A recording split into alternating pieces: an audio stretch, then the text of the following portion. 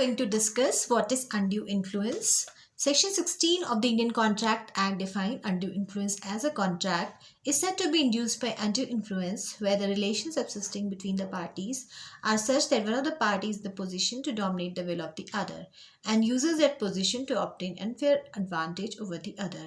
तो कब हम कहेंगे कि कॉन्ट्रैक्ट जो है वो अनड्यू इन्फ्लुएंस के कारण हुआ है, जब पार्टीज के बीच में रिलेशनशिप इस तरह की है कि एक पार्टी इस पोजीशन पे है कि वो दूसरी पार्टी की जो विल है उसको डोमिनेट कर सकती है, वो अपनी इच्छा के अनुसार दूसरी पार्टी को मैनिपुलेट कर सकती है एंड वो अपनी उस शानदार पोजीशन को ऑब्टेन करती है एक अनफेयर एडवांटेज ऑब्टेन करने के लिए दूसरी पार्टी पर. In particular and without prejudice to the generality of the foregoing principle, a person is seen to be in position to dominate the will of another. अब कौन सी situation है जब हम कह सकते हैं कि this particular person is in the position to dominate the will of the other person?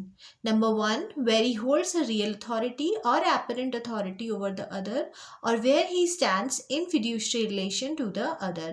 जब भी कोई real या apparent authority hold करता है या फिर fiduciary relationship उसकी है दूसरे person के ऊपर, उसके इसमें he is dominating the will of the another person.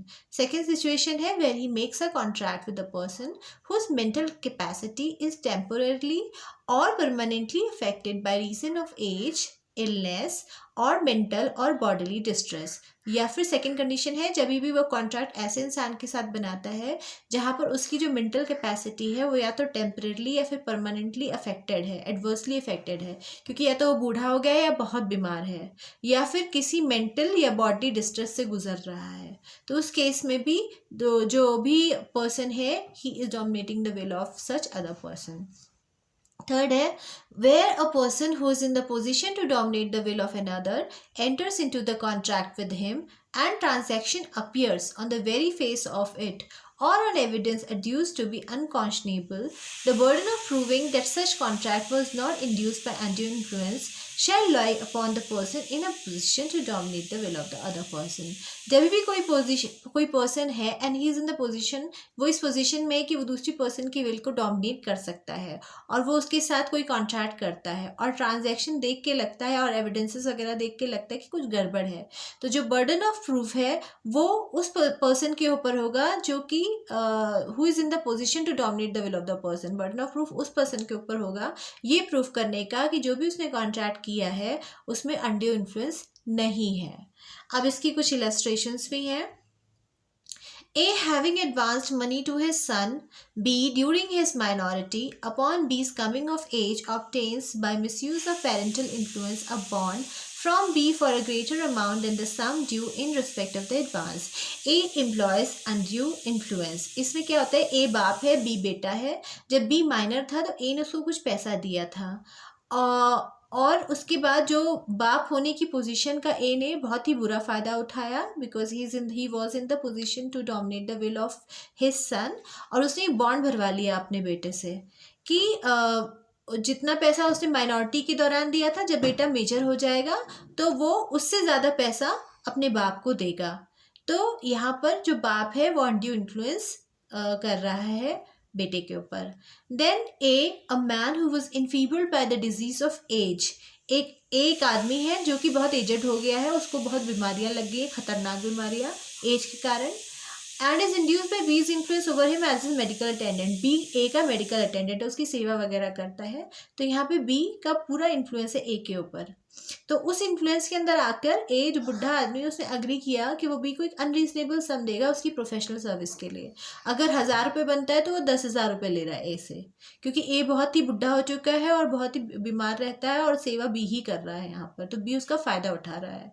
तो यहाँ पर बी अनड्यू इन्फ्लुएंस ए के ऊपर कर रहा है. अनड्यू इन्फ्लुएंस को हम कंस्ट्रक्टिव फ्रॉड भी कह सकते हैं. It is also called constructive fraud and it covers all cases where one party to a contract has not received a fair deal. ये सारे केसेस वही कवर करता है जहाँ पे एक पार्टी को तो बहुत ज़्यादा फ़ायदा हुआ है और एक पार्टी को फेयर डील नहीं मिली है, वो नुकसान में है. तो it is presumed that in certain cases like in contract between parent and child, guardian and ward, lawyer and client, doctor and patient etc. there is a presence of undue influence. तो यहाँ पे हम presume कर सकते हैं कि जितने भी contract parent और child के बीच में होता है, guardian ward के बीच में होता है, lawyer client के बीच में होता है, doctor patient के बीच में होता है, वहाँ पे undue influence होती है. फिर इसमें केस है Shrimati Chinnamma versus Devang Sangha 1973, Mysore. It was held that it is not necessary that the person in a dominating position must benefit himself. It is sufficient if the third person in whom he is interested is benefit. तो इस case में कहा गया था कि ज़रूरी नहीं है, श्रीमती चिन्नम्मा वर्सेस देवांगा सांगा में कहा गया था कि ज़रूरी नहीं है कि जो पर्सन डोमिनेट कर रहा है पोजीशन वो अपने फ़ायदा ही उठाए, कॉन्ट्रैक्ट में एंटर करके वो अपने लिए ही फ़ायदा उठाए. ये भी सफिशिएंट होगा अगर वो थर्ड पर्सन के लिए फ़ायदा उठा रहा है पार्टी से. It is sufficient that if the third person in whom he is interested, जिसमें जो पर्सन डोमिनेट कर रहा है पोजीशन विल को दूसरे पर्सन की, वो अगर किसी थर्ड पर्सन में इंटरेस्टेड है और उस थर्ड पर्सन को भी फ़ायदा पहुंचा रहा है उस कॉन्ट्रैक्ट से, तो भी यहाँ पे अनड्यू इन्फ्लुएंस माना जाएगा.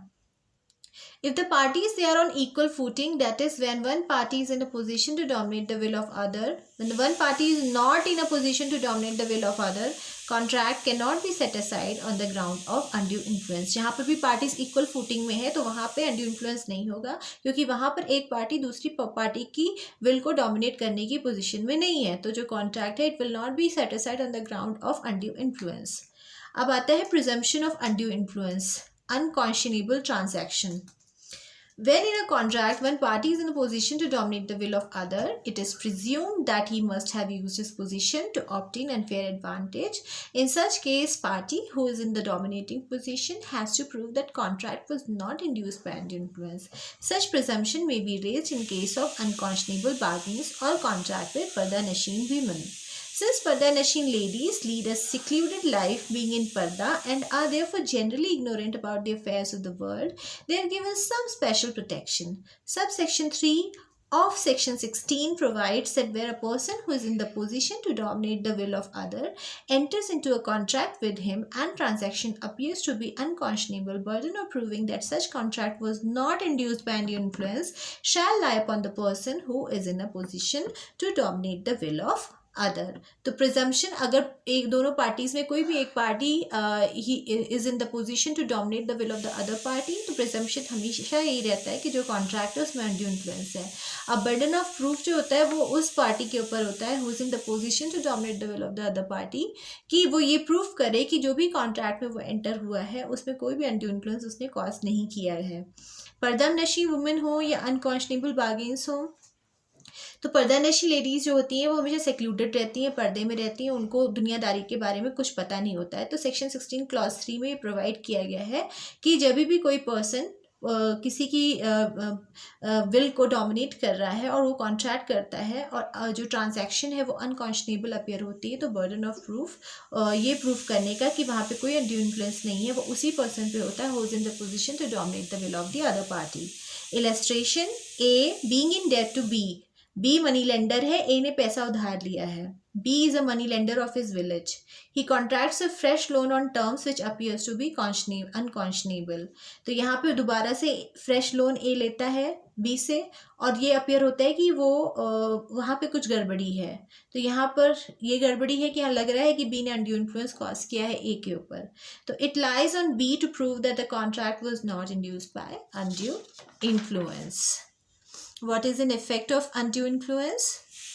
Section 19A of Indian Contract Act provides that when consent to an agreement is caused by undue influence, the agreement is a contract voidable at the option of the party whose consent was so caused. So जब भी undue influence है किसी agreement में तो वो agreement ऐसा contract है जो वॉइडेबल है और जिस भी पार्टी की विल को डोमिनेट किया गया है उसके पास ये पावर होती है कि वो उस कॉन्ट्रैक्ट को वॉइड भी कर सकती है.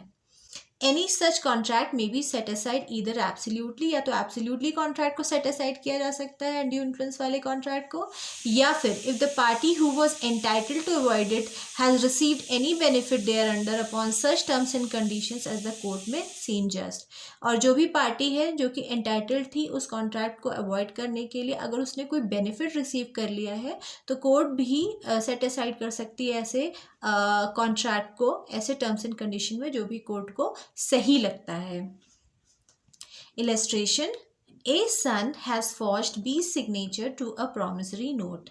B, under threat of prosecuting A's son, obtains a bond from A for the amount of forged note. If B sues on the bond, the court may set the bond aside. तो यहाँ पे A का एक बेटा था, वो उसने क्या किया कि उसने बी का सिग्नेचर फॉर्ज किया प्रॉमिसरी नोट में। अब बी ने धमकी दी ए को कि तुम्हारे बेटे ने ऐसा काम किया है, अब तुम इतना बॉन्ड भरो 1,00,000 रुपए का, वरना मैं तुम्हारे बेटी के ऊपर सूट फाइल कर दूंगा। तो अब ए ने डर के अनड्यू इन्फ्लुएंस में वो प्रॉमिसरी नोट साइन कर दिया। उसके बाद if B sues on this bond, यहाँ ए का बेटा गलत था पर बी भी गलत था, क्योंकि बी ने धमकी दी थी कि वो ए को फंसा देगा, सूट फाइल करेगा, तो वो बॉन्ड गलत बॉन्ड भरवाना चाह रहा था। तो if B sues on this bond, अगर बी उस बॉन्ड पे सूट फाइल करता है तो जो कोर्ट है उसके पास ये पावर होती है कि वो ऐसे बॉन्ड को सेट असाइड कर सकता है, क्योंकि यहाँ पर बी अनड्यू इन्फ्लुएंस कॉज कर रहा है, वो प्रोसिक्यूशन करने का डर दिखा रहा है ए को और गलत बॉन्ड उससे भरवा रहा है। A money lender advances ₹100 to B. A एक मनी लेंडर है और वो 100 रुपये बी को देता है। बी एक फार्मर है, एग्रीकल्चरिस्ट है, and by undue influence induce B to execute a bond for ₹200, और अनड्यू इन्फ्लुएंस कॉज करता है कि बी बॉन्ड भरे 200 रुपये का, जहाँ पे 6% पर मंथ इंटरेस्ट लगेगा। द कोर्ट में set the bond aside. Court अगर चाहे, कोर्ट को दिख रहा है कि ए मनी लेंडर उसने अनड्यू इन्फ्लुएंस कॉज किया है, तो कोर्ट अगर चाहे तो ऐसे बॉन्ड को वो सेट असाइड कर सकता है जो कि बी को ऑर्डर कर रहा है।